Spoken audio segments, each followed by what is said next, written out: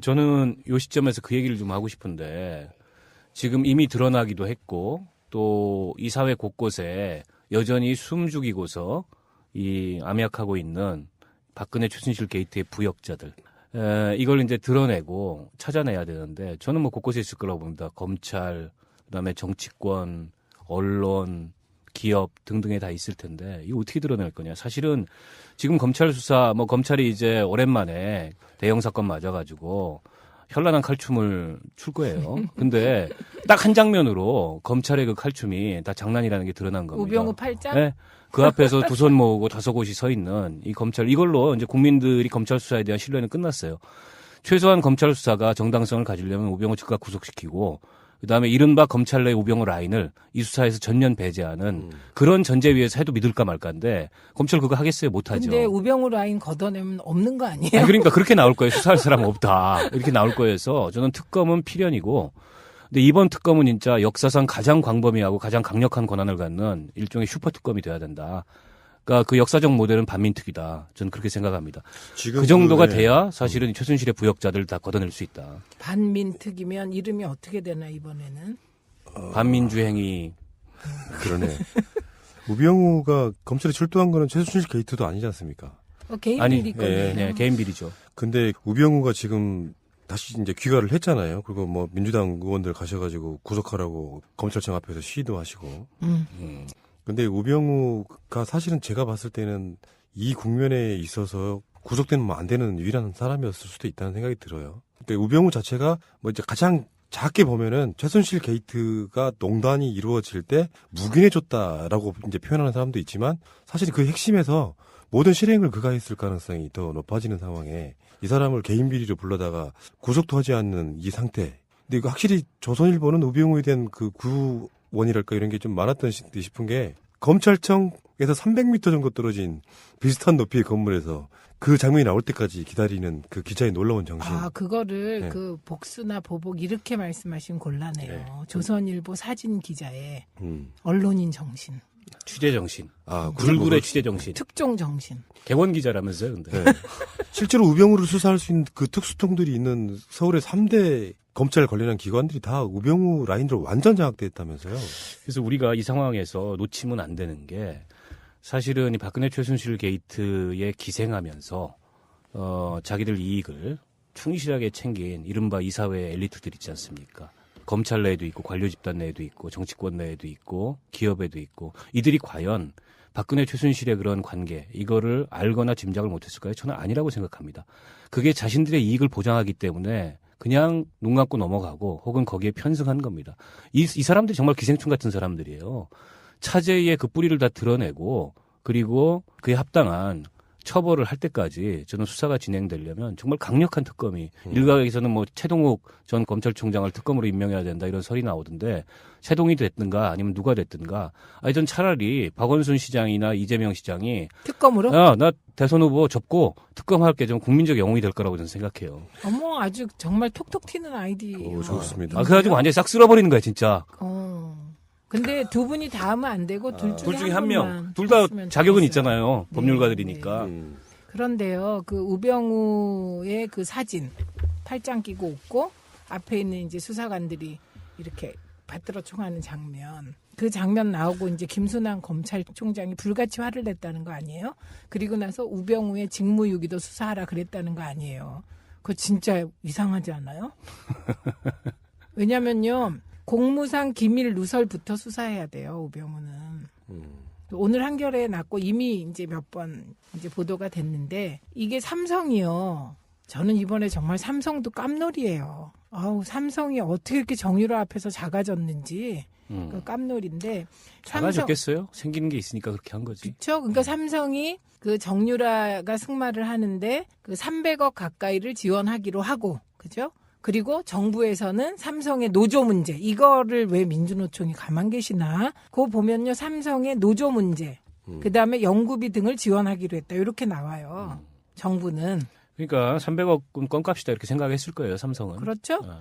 그리고 이거를 그럼 과연 다 우병우는 몰랐냐? 다 알았을 테고요. 그다음에 롯데가 작년 5월 말에 70억을 K스포츠와 미르 재단에 줬잖아요. 그랬다가 수사 시작되기 하루 전날 돌려줬다는 거 아닙니까? 그런데 그게 우병우 라인에서 나갔다고 보는 거잖아요, 지금. 안종범 수석이 본인도 할 말 없는 사람이지만 구속된 이후에 그런 말을 했어요. 민정이 진짜 문제였다. 그렇죠. 그 얘기는 이걸 다 알 만한 위치에 있습니다. 청와대 그렇죠. 민정수석은. 대한민국의 모든 정보가 집중되는 곳이 청와대 민정수석실이에요. 국정원이 가지고 있는 정보, 검찰이 가지고 있는 정보, 경찰이 가지고 있는 정보, 그리고 중요한 수사 상황에 대한 정보. 우병우는 다 알고 있었을 거고 사실은 박근혜 최순실 게이트의 최대 부역자일 가능성이 매우 높은 거죠. 우병우는 이번에 출석하는 것도 그렇고 검찰청 가서도 그렇고 뭐 국민께 죄송하다는 말 한마디 안 하는 것도 그렇고 죄송할 게 뭐가 있겠어요. 그러니까 보통 사람 같으면 입에 발린 소리라도 죄의식 없는 확신범이. 네. 근데 우병우에 대해서 대충 나오는 이야기들은 이런 거더라고요. 노무현 대통령 수사했죠. 그때 그 노무현 씨 당신은 전직 대통령도 아니고 사법고시 선배도 아니고 뇌물받은 범죄자로서 뭐 수사한다 이렇게 얘기했다는데 우병우가 기본적으로 이명박 정권에서 공을 세운 데 비해서 검사장이 못된 이유가 두 가지가 있대요. 하나는 적장을 죽인 사람을 검사장 승진시키면 하나 일종의 역차별 하나가 있는데 두 번째가 성격이 지금 그 윤갑근 수사팀장하고 동기잖아요. 나이는 한참 어린데 너무 일찍 사법고시 되는 바람에 너무 독단적이고 독선적이고 화합하지 못하는 성격이 좀 있답니다. 그래서 어머. 네. 근데 저는요.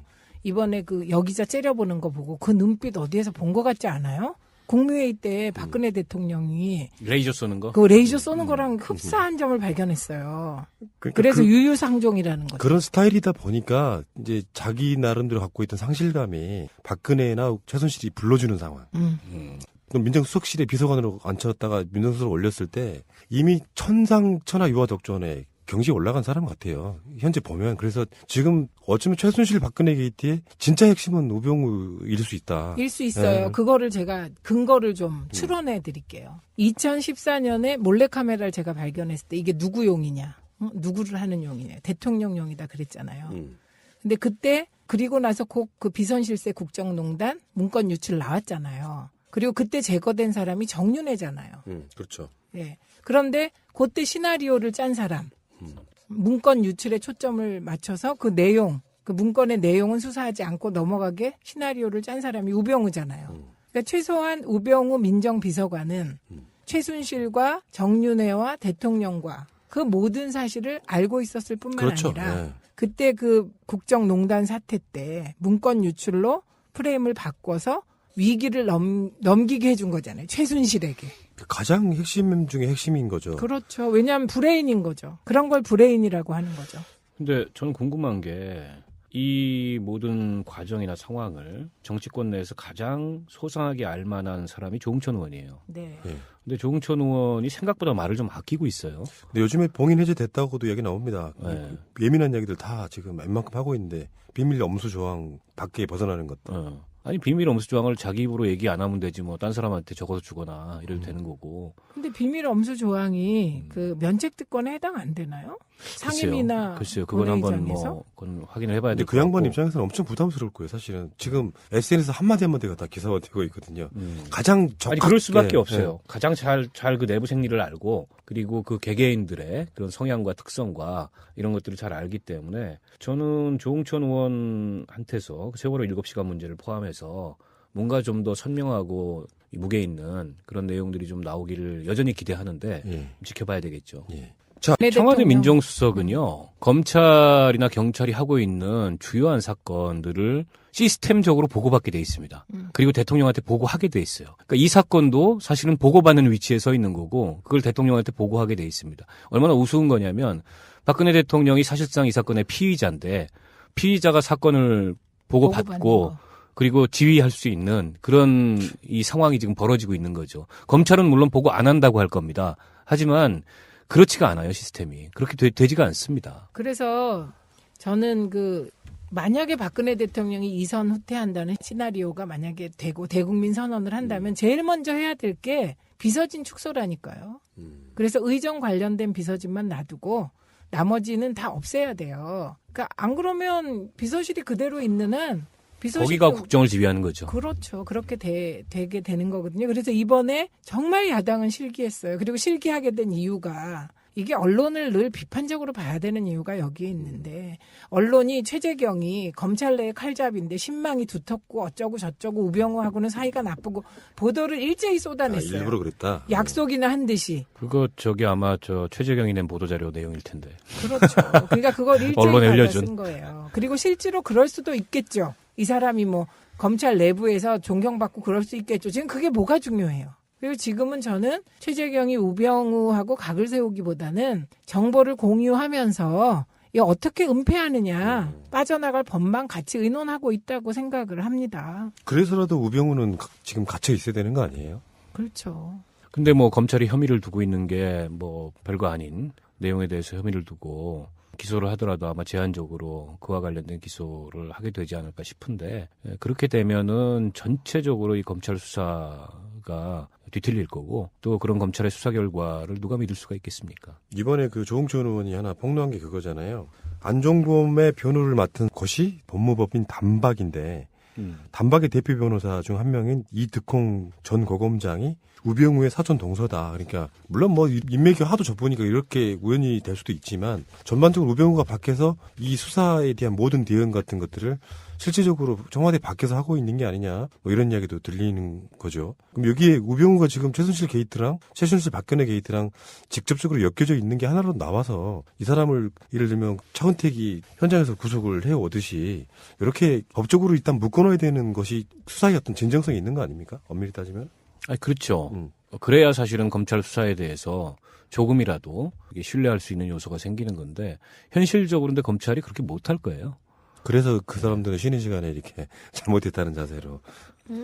그리고 못하는 이유가 있는 거잖아요. 저는 우병우만은 7시간의 비밀, 사드나 그 방위산업 관련해서 무기 도입 등 관련해서 최순실과 린다김이 어떤 역할을 했는지, 박근혜 대통령은 또 얼마나 관여되어 있는지, 그다음에 김종필 전 총재가 얘기한 최태민의 애 낳은 애가 무슨 정치냐, 이거 우병우 다 알고 있다고 생각합니다. 그래서 그런 의미에서 우병우는 정말 뜨거운 감자죠. 박근혜 대통령 입장에서도.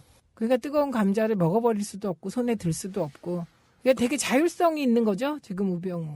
근데 그럼 이렇게 어떻게 보세요? 최순실 입장에서도 뭐 박 대통령이 도와달라고 해서 도와줬다라든지 그쪽에서 나오는 것들이 다 박근혜 대통령이 시켜서 간다라는 약간 그런 흐름도 감지가 되고 있거든요. 그것도 일정한 어떤 스케줄에 의해서 하는 걸까요? 아니면은 어떤 돌발적인 상황이라고 보세요? 박근혜 대통령에 대해서 한 번 더 이렇게 쭉 훑어볼 필요가 있어요. 이분의 머릿속에 권력이란 무엇일까? 저는 첫째, 이분의 머릿속에 권력은 항구불변 내 거다, 이런 생각인 것 같아요. 청와대는 내 집? 네, 왜냐하면 그 이분이 철들어서 쭉 유신공주였잖아요. 그런데다가 그 김재규에 의해서 박정희 대통령이 총탄에 맞아서 쓰러졌을 때 비로소 유신체제가 종말을 고하는구나를 알았지, 천년만년 할 줄 알았어요. 사실 사회 분위기가 그때. 그때 청와대의 공주였잖아요. 이거는 내 권력인 거예요. 아버지 권력이 내 권력. 그러니까 정치 안 하는 그 18년 동안 어떤 생각을 했겠냐고요, 이분이. 잃어버린 내 거, 그 복벽 의지 같은 거. 이런 거에 사로잡혔다가 드디어 대통령이 됐잖아요. 그리고 제일 먼저 한 게 아버지 신원이었잖아요. 신원 회복. 그래서 역사 교과서까지 간 거잖아요. 그래서 지금 하는 행태 하나하나가 내 거를 내가 조금씩 지금 생사를 뜯어서 내주는 느낌이요, 이분이. 그럼 그리고 또 하나, 우리가 박원석 의원님하고 계속 얘기했던 게 있어요. 박근혜 대통령은 지금 퇴임 후만 생각하는 것 같다. 그래서 검찰, 그다음에 뭐겠어요? 돈. 그래서 최순실 씨가 2차 그 사과하는 거 보고 펑펑 울었는데 그 운 이유가 억울해서 울었다, 지금. 속았다는 거죠. 그렇죠. 그래서 그 돈은 최종 귀착지가 누구냐? 박근혜 대통령일 가능성이 있는 거죠. 그리고 최초 기획도 박근혜 대통령일 가능성도 있는 거죠. 그러면 최순실하고 박근혜와 사이에 최순실을 가둬둠으로써 어떤 틈이 벌어졌다고 생각하세요? 아니면 어떤 프레임에서 지들이 움직인다고 생각하세요? 그게 지금 약간 이제 보이지 않는 줄다리기 상황이 있지 않을까 싶어요. 그러니까 결국에는 이제 저 관계가 무슨 아주 혈연으로 묶인 40년 이런 오랜 관계이기도 하지만은 본질적으로 적나라하게 다 드러내고 보면 거래 관계인 거죠. 근데 이제 그 거래 관계에서 어찌됐든 간에 그게 다 이제 폭로가 됐고 여기서 이제 어디까지 갈 거냐. 대통령이라는 여전히 어쨌든 형식적으로 갖고 있는 권력으로 나를 어디까지 방어해 줄 건데 내지는 나를 방어 안 해주면은 나는 여기까지 얘기할 거야. 이런 식의 물밑 줄다리기가 지금 최순실 박근혜 사이뿐만이 아니고 이 사건 관련자들 사이에 다 오가고 있는 거 아니겠어요? 안종범 수석이 들어가면서 이 사건 프레임을 박근혜로 확 전환시킨 것도 그런 맥락이고 그리고 고영태가 참고인 조사 들어가가지고 거의 모든 사실을 자기가 알고 있는 걸 다 불고 나온 것도 그런 맥락이고 아마 전 차은택 어제 입국할 때 그 표정이나 말하는 거 보니까 거기 들어가면 지금 다 불 것 같아요. 자기가 관여됐던 거나 아는 거나. 그래서 실은 이제 그렇게 종합된 사실을 가지고 검찰이 어디까지 요리해서 내놓을 건가. 이게 이제 관건인데 우리가 좀 전에 이제 최재경 얘기했듯이 그리고 우병우 얘기했듯이 어떤 상황에서도 검찰 수사의 결론을 믿기가 어려운 상황이에요.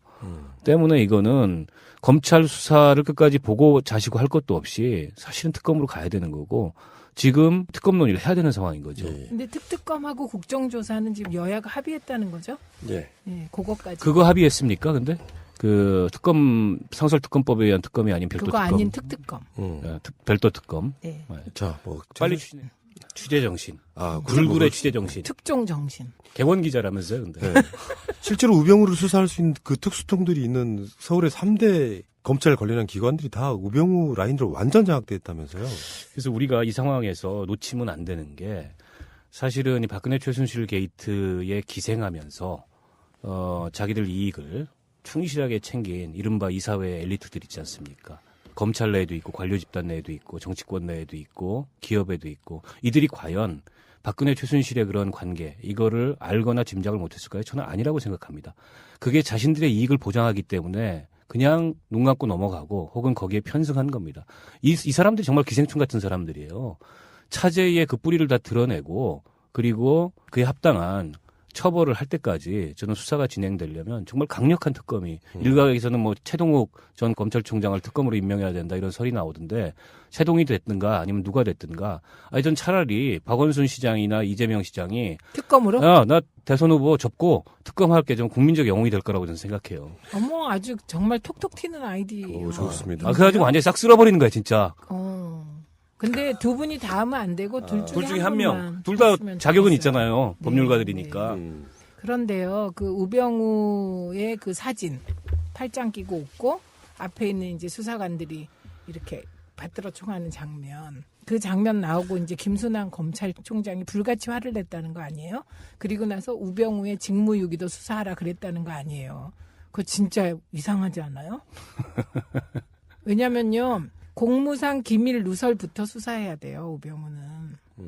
오늘 한겨레에 났고 이미 이제 몇 번 이제 보도가 됐는데 이게 삼성이요. 저는 이번에 정말 삼성도 깜놀이에요. 아우, 삼성이 어떻게 이렇게 정유라 앞에서 작아졌는지 그 깜놀인데. 작아졌겠어요? 생기는 게 있으니까 그렇게 한 거지. 그렇죠. 그러니까 삼성이 그 정유라가 승마를 하는데 그 300억 가까이를 지원하기로 하고, 그죠? 그리고 정부에서는 삼성의 노조 문제, 이거를 왜 민주노총이 가만 계시나? 그거 보면요, 삼성의 노조 문제, 그 다음에 연구비 등을 지원하기로 했다. 이렇게 나와요. 정부는.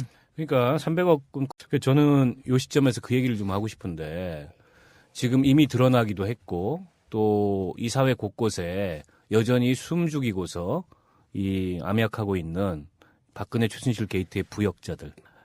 이걸 이제 드러내고 찾아내야 되는데 저는 뭐 곳곳에 있을 거라고 봅니다. 검찰, 그다음에 정치권, 언론, 기업 등등에 다 있을 텐데 이거 어떻게 드러낼 거냐. 사실은 지금 검찰 수사 뭐 검찰이 이제 오랜만에 대형 사건 맞아가지고 현란한 칼춤을 출 거예요. 근데 딱 한 장면으로 검찰의 그 칼춤이 다 장난이라는 게 드러난 겁니다. 우병우 팔짱? 네.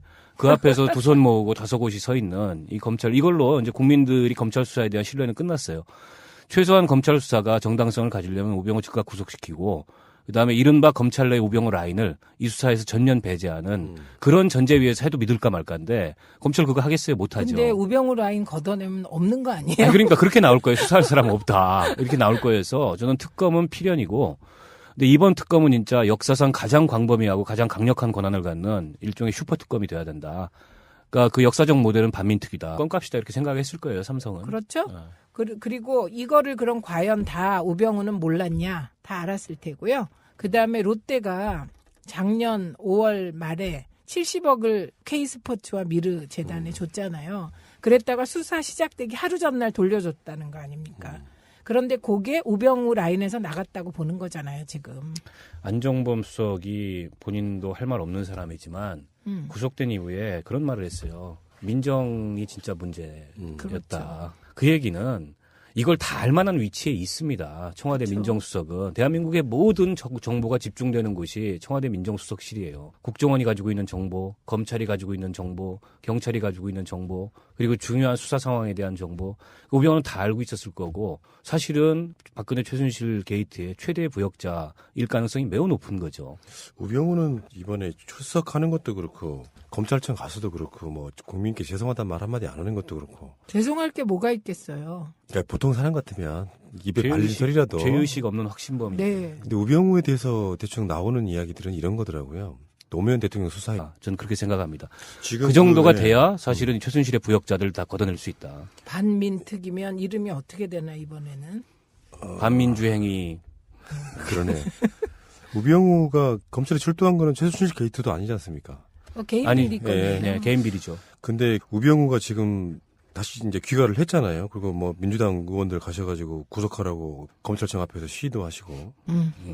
근데 우병우가 사실은 제가 봤을 때는 이 국면에 있어서 구속되면 안 되는 유일한 사람이었을 수도 있다는 생각이 들어요. 그러니까 우병우 자체가 뭐 이제 가장 작게 보면은 최순실 게이트가 농단이 이루어질 때 묵인해줬다라고 이제 표현하는 사람도 있지만 사실 그 핵심에서 모든 실행을 그가 했을 가능성이 더 높아지는 상황에 이 사람을 개인 비리로 불러다가 구속도 하지 않는 이 상태. 근데 이거 확실히 조선일보는 우병우에 대한 그 구원이랄까 이런 게 좀 많았던 싶은 게 검찰청에서 300m 정도 떨어진 비슷한 높이의 건물에서 그 장면이 나올 때까지 기다리는 그 기자의 놀라운 정신. 그거를 네. 그 복수나 보복 이렇게 말씀하시면 곤란해요. 네. 조선일보 사진 기자의 음. 언론인 정신.